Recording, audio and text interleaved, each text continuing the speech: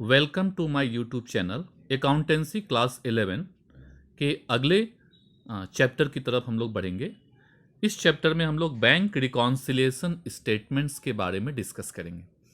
Bank reconciliation statements के video को हमने दो पार्ट में बनाया है। पार्ट 1 में हम लोग डिस्कस करेंगे bank reconciliation statement with bank balance as per cash book. Part 2 में डिस्कस करेंगे bank reconciliation statement with bank balance as per passbook. तो स्टार्ट करते हैं। बैंक रिकॉन्सिलिएशन स्टेटमेंट्स क्या होता है, यह जानने से पहले हमें यह जानना जरूरी है कि पासबुक क्या होता है। बैंक का पासबुक सभी के घर में बैंक अकाउंट, सभी के घर में फादर मदर या अपना स्टूडेंट बैंक अकाउंट होगा, तो बैंक हमें एक पासबुक देती है, एक बुक देती है जिसमें जो भी पैसा हम जमा करते हैं या जो भी विड्रॉ करते हैं, निकालते हैं, उसका पूरा डिटेल बैंक उसमें लिखती है। इसको हम लोग बैंक पासबुक बोलते हैं। अब बैंक स्टेटमेंट भी बोलते हैं, उसको बैंक स्टेटमेंट भी कह सकते हैं और पासबुक भी कहा जाता है। अ बैंक स्टेटमेंट और a bank passbook is a copy of bank account. बैंक अकाउंट की एक कॉपी है as shown in the bank record. Bank के रिकॉर्ड में तुमने जो पैसा जमा किया या जो पैसा निकाला, उसके रिकॉर्ड की एक कॉपी को हम पासबुक बोलते हैं। This enable the bank customer to check their fund. इससे बैंक के कस्टमर को ये पता चलता है कि उसके अकाउंट में कितना पैसा है इन the bank regularly and update their own records of the transaction that have awkward. जो भी ट्रांजेक्शन उसने किया है उसका रिकॉर्डिंग इसमें होती है। It will be observe that a bank statement or passbook show all deposits in the credit column and withdrawal in the debit column. यहाँ पे मैंने एक पासबुक का छोटा सा स्पेसिमेन लिया है जिसमें डेबिट है और एक क्रेडिट है। डेबिट में विड्रॉल होता है, जो भी हम पैसा निकालते हैं बैंक उसको क्या करती है, डेबिट करती है। और क्रेडिट में जो भी हम डिपॉजिट करते हैं बैंक उसको क्रेडिट करती है। जैसे यहाँ पे ओपनिंग बैलेंस 50,782 है। अब यहाँ पे डेबिट हुआ है, मतलब निकाला गया, निकाला गया तो बैलेंस कम हो गया, और फिर 10,000 और निकाला गया, फिर 5,782 हो गया, फिर 10,673 डिपॉजिट किया गया तो फिर बैलेंस बढ़ गया। तो बैंक में से जब भी हम पैसा निकालते हैं तो बैंक उसको डेबिट करती है, और जब पैसा हम डालते हैं तो बैंक उसको क्रेडिट करती है। दस इफ डिपॉजिट एक्सेस विड्रॉल, कभी कभी क्या होता है डिपॉजिट विड्रॉल से ज़्यादा होता है, deposit excess withdrawal it show a credit balance, तो जो बैलेंस शो होता है वो क्रेडिट बैलेंस शो होता है। And if withdrawal exceed deposit, लेकिन अगर आपने जितना डिपॉजिट किया है उससे ज़्यादा पैसा आपने निकाल लिया तो it will show a debit balance that is overdraft, जो नॉर्मली करेंट अकाउंट पे प्रोवाइडेड होती है। अगर हम करेंट अकाउंट बैंक में खुलवाते हैं तो कभी कभी इमरजेंसी में हम विड्रॉल जो है डिपॉजिट से ज़्यादा कर सकते हैं, तो हमारा जो बैलेंस होगा वो बैंक में जो बैलेंस होगा वो निगेटिव बैलेंस हो जाएगा या ओवरड्राफ्ट बैलेंस हो जाएगा। तो ये होता है पासबुक। कैश बुक और पासबुक, हम कैश बुक बनाते हैं। एक बिजनेसमैन जब भी बैंक से रिलेटेड कोई भी ट्रांजेक्शन करता है तो कैश बुक के बैंक कॉलम में करता है, और जो भी पैसा बैंक में जमा करता है अपने कैश बुक में डेबिट करता है, उसी को बैंक बैंक क्रेडिट कर देता है। और जब बैंक से हम पैसा निकालते हैं तो अपने कैश बुक में हम क्या करते हैं, उसको क्रेडिट करते हैं, लेकिन बैंक उसको डेबिट करता है। तो हम डेबिट में पैसा डालते हैं, बैंक डेबिट शो करता है, दैट इज बैंक से हमने पैसा निकाल दिया। हम क्रेडिट में पैसा निकालते हैं लेकिन बैंक क्रेडिट में पैसा डालता है, तो हमसे उल्टा चलता है bank. Once the cash book has been balance, जब हम कैश बुक बना लेते हैं, it is usual to check its detail with the record of the forms bank transaction as recorded by the bank. तो हमें ये जानना जरूरी है कि हमारे कैश बुक के हिसाब से हमारे बैंक में जितना पैसा होना चाहिए, क्या सचमुच में हमारे बैंक में उतना ही पैसा है या उससे कम है या उससे ज़्यादा है, ये जानना जरूरी है। टू एनेबल दिस चेक, तो ये चेक करने के लिए cashier need a recent bank statement. Cashier को बैंक स्टेटमेंट चाहिए होता है या बैंक का पासबुक चाहिए होता है जो पूरी तरह से अपडेटेड हो, माने अप टू डेट हो पूरी तरह से, ऑप्टेन फ्रॉम बैंक। फिर जब वो पासबुक बैंक से आ जाता है अपडेट होकर के, तब कैशियर जो है कैशबुक और पासबुक को मैच करता है। The amount of balance shown in the passbook or the bank statement must tally with the balance as shown in the cashbook. Cashbook के बैलेंस से पासबुक का बैलेंस मैच होना चाहिए, मतलब आपके कैशबुक के हिसाब से बैंक में जितना पैसा होना चाहिए एक्चुअली में बैंक में उतना पैसा होना चाहिए। But in practice this are usually found to be different, लेकिन हमेशा इसमें कुछ ना कुछ डिफरेंस आ जाता है। Hence we have to ascertain the cause of such difference. हमें ये जानना होता है कि आखिर ये डिफरेंस क्यों है। हमारे हिसाब से बैंक में मान ले 10,000 रुपया होना चाहिए, लेकिन बैंक में 7,000 रुपीज़ है। तो ये 3,000 का जो डिफरेंस क्यों आया है, ये हमें जानना जरूरी है। तो जैसे यहाँ पे एक मैंने कैशबुक और पासबुक का डिफरेंस, एक कैशबुक और पासबुक, जैसे यहाँ कि मेरे हिसाब से मेरे बैंक में 40,000 रुपया कैश ओपनिंग बैलेंस था, बैंक में भी 40,000 रुपया था ओपनिंग बैलेंस। फिर हमने 2,000 रुपया जमा किया बैंक में, तो यहाँ बैंक में भी क्रेडिट हुआ है 2,000, मतलब हमारा 42 हो गया। फिर हमने 4 या 5 तारीख को हमने निकाला है 5,000 रुपया बैंक में। 5,000 रुपया निकला तो है, लेकिन कब निकला, 9th को निकला है 5,000 रुपया। फिर हमने बैंक में 8 तारीख को जमा किया है 3,000 रुपया, बैंक ने उसको 10 तारीख को जमा लिया है 3,000 रुपया। फिर हमने बैंक में जमा किया, निकाला है 6,000 रुपया बाई कैश, बैंक से निकला है, हमने निकाला 10 को, बैंक से भी निकला है 10 को ही निकला है। तो इस तरह हमारे और बैंक का हम मैच करेंगे, और मैच करने के बाद हम देखेंगे कहाँ डिफरेंस हो रहा है। मेरे हिसाब से मेरे बैंक में कितना पैसा होना चाहिए, देखिए मेरे हिसाब से मेरे बैंक में 33 होना चाहिए, लेकिन बैंक शो कर रहा है कि बैंक में कितने पैसा, 39,000 है। तो ये डिफरेंस क्यों है, तो ये डिफरेंस होने के क्या क्या रीज़न है, हमें वो देखना होगा। तो रीज़न ये है कि यहाँ 10 रुपया है, जबकि हमारे कैशबुक में ऐसा 10 रुपया नहीं है। बैंक चार्ज काट लिया, लेकिन हमें पता नहीं था। उसी तरह बैंक चार्ज एक बार और काट लिया 10 रुपया, हमें पता नहीं है। बैंक ने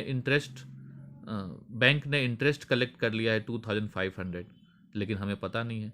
बैंक ने चार्ज काट लिया 50 रुपीज़, हमें पता नहीं है। तो हम कैशबुक में उसका रिकॉर्ड करेंगे ही नहीं, तो हमारा कैशबुक का बैलेंस और पासबुक का बैलेंस मैच ही नहीं करेगा। तो ये डिफरेंस को पता लगा करके इस डिफरेंस को हम करेक्ट करते हैं। तो उसको करेक्ट, और भी क्या क्या डिफरेंस हो सकता है, जैसे मैंने यहाँ कुछ डिफरेंस कोट किया है कि ये सारे डिफरेंस है, लेकिन इसके अलावा भी बहुत सारे डिफरेंस हो सकते हैं जो पासबुक में और कैशबुक में डिफरेंस का कारण बन सकता है। क्या क्या डिफरेंस हो सकता है, रीजन और कॉजेज ऑफ डिफरेंस। दो तरह के डिफरेंस है, टाइमिंग डिफरेंस और एरर मेड बाय बैंक और कैशियर। टाइमिंग डिफरेंस क्या होता है, हमने किसी को चेक दिया, जाओ बैंक से निकाल लो, लेकिन वो आदमी बैंक में निकालने नहीं गया। चेक हमने जमा तो किया बैंक में, लेकिन बैंक ने उसको जमा नहीं लिया। इंटरेस्ट अलाउ कर दिया बैंक ने, लेकिन उसने हमें बताया नहीं, तो हमने कैशबुक में लिखा ही नहीं। Interest and expenses charge by the bank, bank ने कुछ एक्सपेंसेस चार्ज कर लिया या इंटरेस्ट चार्ज कर लिया, हमने बैंक ने काट लिया हमारे अकाउंट से पैसा, बट हमें नहीं बताया, तो हमने कैशबुक में रिकॉर्ड नहीं किया, तो हमारे कैशबुक और पासबुक मैच नहीं करेगा। Interest and dividend collected by bank, bank ने तुम्हारे अकाउंट में इंटरेस्ट और डिविडेंड जोड़ दिया, कलेक्ट कर लिया, मतलब ऐड कर दिया, but not recorded in cashbook, लेकिन आपको पता नहीं है, तो आपने कैशबुक में रिकॉर्ड नहीं किया, तो कैशबुक और पासबुक मैच नहीं करेगा। Direct payment made by bank not recorded in the cashbook, direct payment by the bank, तुम्हारे बैंक ने तुम्हारा कोई पेमेंट डायरेक्टली कर दिया तुम्हें बिना बताए, तो आपको जब पता नहीं होगा तो आप कैशबुक में रिकॉर्ड नहीं करोगे, तो कैशबुक और पासबुक मैच नहीं करेगा। Direct payment into the bank, आपके अकाउंट में किसी कस्टमर ने जाके डायरेक्ट पैसा जमा कर दिया, आपको तो पता नहीं है, तो नहीं पता है, तो कैशबुक में तो आपने नहीं लिखा, लेकिन बैंक में वो लिखा गया है, तो बैंक का बैलेंस बढ़ जाएगा, तो डिफरेंस हो जाएगा। Dishonoured of bill discounted with the bank, bank के साथ आपने एक बिल डिस्काउंटिंग करवाया था, लेकिन बैंक ने उसको डिजॉनर कर दिया। Not record in the cashbook, लेकिन आपको पता ही नहीं है। डिजॉनर मतलब आपने एक बिल को बैंक में जमा किया था, तो आपको लगा था कि मेरे अकाउंट में पैसा जमा हो गया, लेकिन वो जमा नहीं हुआ, बैंक ने उसको डिजॉनर कर दिया, रिजेक्ट कर दिया, तो बैंक में घटा हुआ है पैसा, लेकिन आपको पता नहीं है, तो ये डिफरेंस का कारण हो सकता है। Bill collected by the bank, bank ने आपके बिहाफ में पैसा कलेक्ट करके आपके अकाउंट में जमा कर दिया on behalf of the customer, not record in the bank cashbook, लेकिन कैशबुक में आपको पता नहीं है, तो आपने रिकॉर्ड नहीं किया, तो इसको हम लोग टाइमिंग एरर बोलते हैं। मतलब आपको पता नहीं है, पता चल जाएगा कुछ दिन बाद, लेकिन अभी नहीं पता है, तो इसको टाइमिंग एरर बोलते हैं। इसके अलावा एरर कमिटेड बाय बैंक और कैशियर, बैंक और कैशियर दोनों में से कोई भी गलती कर सकता है।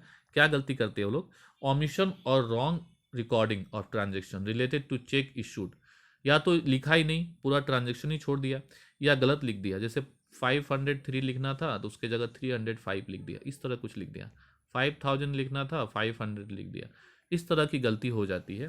Post depositing, wrong totalling etcetera, totalling में भी गलती हो सकती है। Committed by the bank, bank भी गलती कर सकता है, फॉर्म भी गलती कर सकता है और बैंक भी गलती कर सकता है जब वो रिकॉर्डिंग करती है कैश बुक में और पासबुक में। इसके कारण कैश बुक और पासबुक में डिफरेंस हो सकता है। तो ये सारे रीजन है डिफरेंस होने का। इसी डिफरेंस को कंसीडर करके हम जो एक स्टेटमेंट तैयार करते हैं उसको बैंक रिकॉन्सिलिएशन स्टेटमेंट बोलते हैं। तो क्या होता है bank reconciliation statement? It is generally experience that when a comparison is made between the bank balance as shown in the firm's cash book, the two balance do not tally. जब bank balance को हम cash book से match करवाते हैं तो tally नहीं होता है। तो टैली नहीं होने का रीजन हमने पहले बता दिया क्या क्या रीजन है। Hence, we have to first ascertain the causes of difference thereof and then reflect them in a statement. उस तब हम क्या करते हैं जब टैली नहीं होता है तो हम क्या क्या कारण है इसका पता लगाते हैं। पता लगा करके उसको एक स्टेटमेंट में हम दिखाते हैं। उस स्टेटमेंट को हम लोग बोलते हैं bank reconciliation statement. To record tally the two balances, दोनों बैलेंसेस को टैली करने के लिए। In order to prepare a bank reconciliation statement we need to have a bank balance. Bank reconciliation statement बनाने के लिए हमें क्या चाहिए? बैंक बैलेंस चाहिए as per the cash book, and the bank statement चाहिए as on the particular day along with the detail of both the books.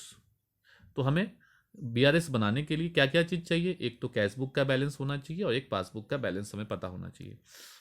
If the two balance differ, अब दोनों का बैलेंस अगर डिफर होता है, अगर same हो गया तो हमें बीआरएस बनाने की जरूरत नहीं है। लेकिन अगर डिफर होता है, the entry in the both the books are compare, तब हम दोनों को कंपेयर करते हैं जिससे हमने पीछे कंपेयर किया था।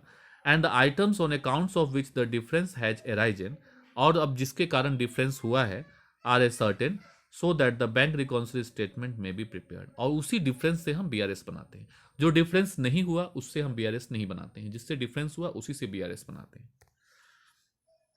क्या इंपॉर्टेंस है बीआरएस बनाने का? It help in locating and rectifying errors. BRS bank reconciliation statement बनाने से हमें पता चल जाता है और हम उसको सही भी करते हैं गलतियों को, और चाहे कोई छूट गया है कोई एंट्री तो, either by the firm or by the bank. Customer becomes sure of the correctness of the bank balance shown by the cash book. जो कस्टमर होते हैं, जो बिजनेसमैन होते हैं, वे श्योर हो जाते हैं कि हमारा बैंक बैलेंस सही है, हमारा कैश बैलेंस सही है। जब वो बीआरएस बनाते हैं उसके बाद श्योर हो जाते हैं। यह बैंक रिकॉन्सिलिएशन स्टेटमेंट बनाने से हमें फ़ायदा होता है कि हम कैश बुक को रिवाइज कर पाते हैं, फिर से कैश बुक को दोबारा से करेक्ट कर पाते हैं। इससे चांसेस कम हो जाता है, फ्रॉड, स्टाफ के फ्रॉड होने का चांसेस कम होता है। स्टाफ फ्रॉड नहीं कर पाता है अगर हम बीआरएस बनाते हैं।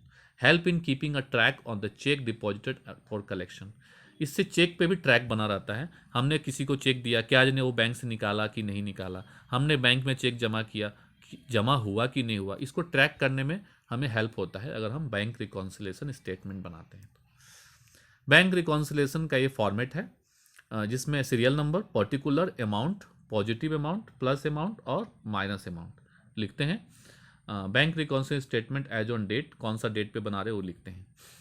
तो सबसे पहले हम स्टार्ट करते हैं format of bank reconciliation statement with favourable or debit balance of cash book. Favourable balance of cash book, cash book के फेवरेबल बैलेंस से अगर हम बैंक रिकॉन्सिलिएशन स्टेटमेंट बनाते हैं तो सबसे पहले लिखते हैं bank balance as per cash book और अमाउंट पॉजिटिव कॉलम में लिख देते हैं। उसके बाद कोई भी item, any item due to which only bank balance increasing, किसी भी आइटम्स जिसके कारण सिर्फ बैंक में पैसा बढ़ रहा है उसको प्लस में लिखेंगे। और any items due to which only bank balance decreasing, अगर बैंक बैलेंस किसी भी कारण से डिक्रीज हो रहा है, सिर्फ बैंक बैलेंस डिक्रीज हो रहा है तो उसको माइनस में लिख देते हैं। उसके बाद टोटल करते हैं, अगर डिफरेंस जिधर भी आता है तो उस डिफरेंस को लिखते हैं, जैसे यहाँ डिफरेंस लिख दिए और उसको लिखेंगे bank balance as per passbook. तो स्टार्ट होता है bank balance as per cash book से और एंड होता है bank balance as per passbook से। तो ये तो था फेवरेबल बैलेंस, लेकिन कभी कभी क्वेश्चन में अनफेवरेबल बैलेंस भी दिया रहता है। अनफेवरेबल बैलेंस अगर दिया होगा तो अनफेवरेबल बैलेंस या क्रेडिट बैलेंस, डेबिट के जगह क्रेडिट बैलेंस दिया हो तो क्या करेंगे? डेबिट नहीं देके अगर credit balance of cash book दिया हो, जिसका मतलब अनफेवरेबल बैलेंस या नेगेटिव बैलेंस भी बोल सकते हैं हम, नेगेटिव बैलेंस। तब हम कैसे करेंगे? तो bank balance as per cash book तो लिखेंगे लेकिन उसको माइनस वाले कॉलम में लिखेंगे क्योंकि नेगेटिव बैलेंस है और सब कुछ सेम होगा। Any item due to which only bank balance increasing, तो उसको हम प्लस में लिखेंगे। Any item due to which only bank balance decreasing, तो उसको माइनस में लिखेंगे। उसके बाद हम टोटल करेंगे। टोटल करने के बाद जो डिफरेंस होगा उस डिफरेंस को हम लोग लिखेंगे bank balance as per passbook. और डिफरेंस कहीं भी हो सकता है, यहाँ भी हो सकता है। नॉर्मली अगर नेगेटिव बैलेंस है तो डिफरेंस प्लस में आता है, तो उसको हम लोग लिखेंगे bank balance as per passbook. Cash book से शुरू होगा तो पासबुक। तो फेवरेबल ऑन और अनफेवरेबल में बस इतना ही डिफरेंस है कि फेवरेबल में हम प्लस में लिखते हैं बैलेंस को और अनफेवरेबल में हम माइनस में लिखते हैं। एक क्वेश्चन करते हैं यहाँ पे, the cash book show a bank balance of 7,800। Cash book के हिसाब से बैंक बैलेंस है 7,800। यहाँ कुछ नहीं लिखा है कि फेवरेबल है कि अनफेवरेबल है, तो हम उसको फेवरेबल ही मानेंगे। तब लिखेंगे bank balance as per cash book. Cash book 7,800 लिखेंगे। उसके बाद यहाँ पे दिया है, अब मैंने पहले बताया था कि bank balance as per cash book में हम क्या करेंगे, कोई भी आइटम जिसके कारण बैंक का पैसा बढ़ रहा है हम उसको प्लस में लिखेंगे और बैंक घट रहा है तो माइनस में लिखेंगे। अब यहाँ check deposited in bank but not credited 3,000। हमने बैंक में पैसा जमा किया, चेक जमा किया, लेकिन बैंक ने उसको जमा नहीं लिया, क्रेडिट नहीं किया, मतलब बैंक ने जमा नहीं लिया, तो इसके कारण बैंक में हमारा पैसा घटा हुआ है, तो इसको माइनस में लिखेंगे। 3,000 को हम माइनस में लिखेंगे, बैंक घटेगा तो माइनस में लिखेंगे। तो लिखेंगे चेक डिपॉजिटेड नॉट क्रेडिटेड। उसके बाद है बी नंबर, देखते हैं। ए नंबर हो गया, B number, cheque issued but not yet presented for payment. हमने किसी को चेक दिया, जाओ अकाउंट से निकाल लो, लेकिन वो आदमी चेक नहीं निकाला, पैसा नहीं निकाला, तो हमारे बैंक में हमारा पैसा क्या रहेगा? जब हम मेरे हिसाब से तो पैसा घट जाना चाहिए था क्योंकि मैंने उसको दिया, लेकिन वो निकाला नहीं, तो मेरा बैंक में पैसा बढ़ा हुआ है। तो बढ़ा हुआ है तो हम प्लस में लिखेंगे। कितना बढ़ा हुआ है? 1,500। तो 1,500 हम प्लस में लिखेंगे। लिखेंगे चेक इशूड नॉट प्रेजेंटेड। उसके बाद है insurance premium, C number, insurance premium paid by the bank 2,000। आपका बैंक ने आपका इंश्योरेंस प्रीमियम पे कर दिया, तो आपका बैंक में आपका पैसा घट गया, तो माइनस में लिखेंगे। Insurance premium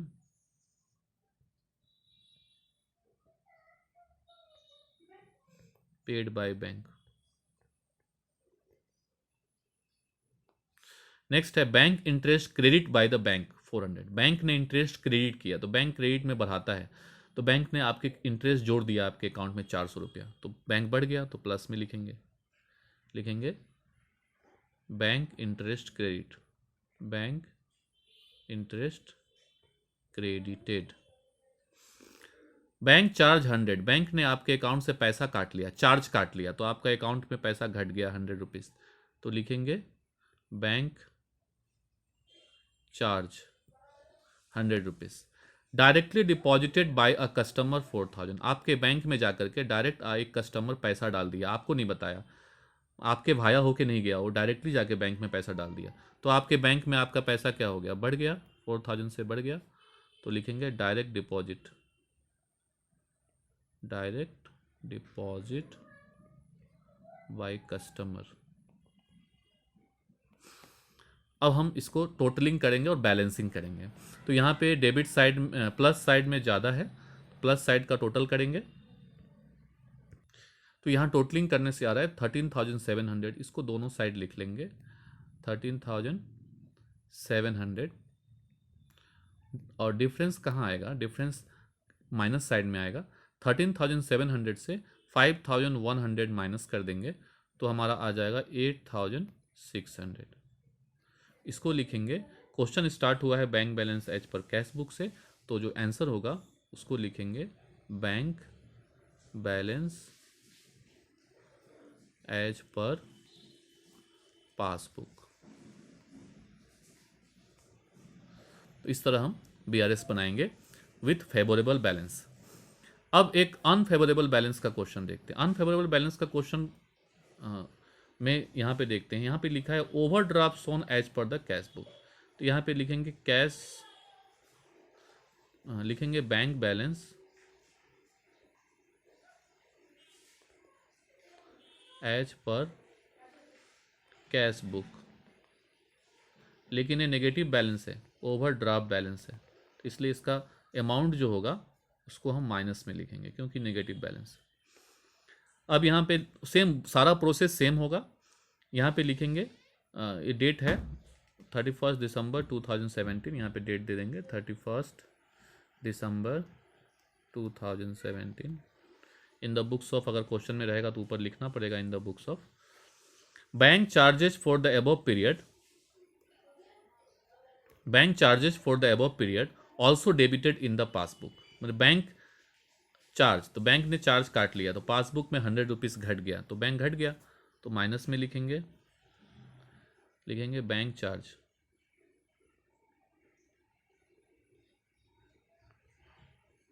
bank charge. उसके बाद है interest on overdraft for 6 month ending 31 December 2070, 380 debited in the passbook. मतलब तुम्हारे पासबुक में 380 घट गया, तो जब 380 घट गया पासबुक से काट लिया गया तो माइनस में लिखेंगे, बैंक घटेगा तो माइनस में लिखेंगे। Interest on overdraft debited. Next है cheque issued but not encashed. Cheque issue लेकिन उसको इनकैश नहीं कराया गया, मतलब उसको तुमने किसी को चेक दिया कि जाओ बैंक से निकाल लो, लेकिन वो आदमी निकालने नहीं गया, तो नहीं निकालने गया तो तुम्हारा पैसा जो है बैंक में, तुम्हारा जो बैलेंस है वो तो तुम्हारे हिसाब से तो घट जाना चाहिए था, लेकिन वो बढ़ा हुआ है, तो इसलिए उसको प्लस में लिखेंगे 2150। लिखेंगे cheque issued but not encashed. Next है interest on investment collected by bank and credited in the passbook. Bank ने क्रेडिट कर दिया, तो बैंक डेबिट करता है तो घटाता है, क्रेडिट करता है तो जोड़ता है, तो बैंक ने इंटरेस्ट ऑन इन्वेस्टमेंट जोड़ दिया, तो आपका बैंक में आपका पैसा क्या हो गया, बढ़ गया, 600 बढ़ गया पैसा, तो इसको लिखेंगे interest on investment credited by bank,